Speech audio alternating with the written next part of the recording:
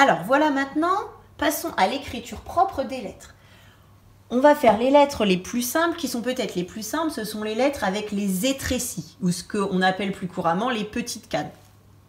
Alors sachez qu'à l'école, quand on apprend à écrire, on n'apprend pas à écrire les lettres par lettre, mais plutôt dans des mots qui ont du sens. Donc il arrive que parfois les enfants apprennent à écrire une lettre qui ne fait pas partie d'un geste graphique qu'ils ont vu. Mais ce n'est pas grave, puisque au moins cela a du sens pour eux et ils s'entraînent. Là, pour que ce soit plus simple, je vous montre par groupe de lettres. Donc on commence les lettres avec les étrécies. Il va y avoir le I. Donc je monte. Et là, ce qui est important, c'est de bien descendre dessus. Et après, je fais mon point. Il y a aussi le U. Je monte, je descends, je tourne, je remonte et je descends dessus pour terminer la lettre et faire la petite canne. Il y a aussi le T.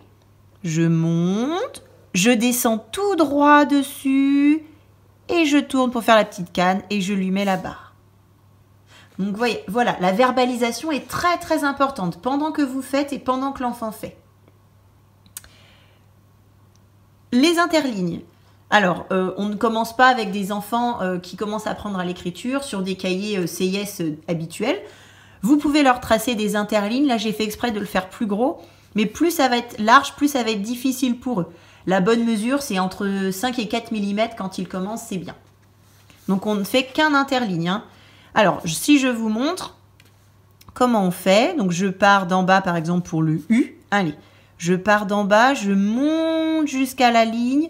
Je redescends, je tourne, je descends dessus et je fais ma petite canne, voilà, qui vient s'arrêter un petit peu en hauteur, puisque toutes les lettres vont devoir commencer ou se terminer au milieu de l'interligne, comme ça elles vont pouvoir s'accrocher facilement.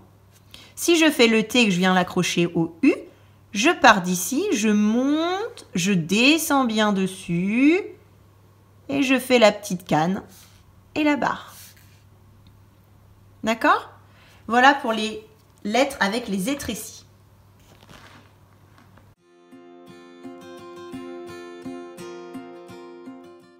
Alors, continuons maintenant avec les lettres avec des ponts et des cuvettes.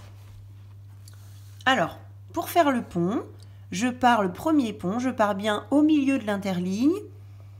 Je monte, je tourne et là, il faut faire attention à bien remonter sur son trait pour faire le deuxième pont et la petite canne qui s'arrête au milieu. Voilà pour le N. Pour le M, ça va être pareil, je pars bien du milieu, comme ça s'il y a une lettre avant, je peux m'accrocher.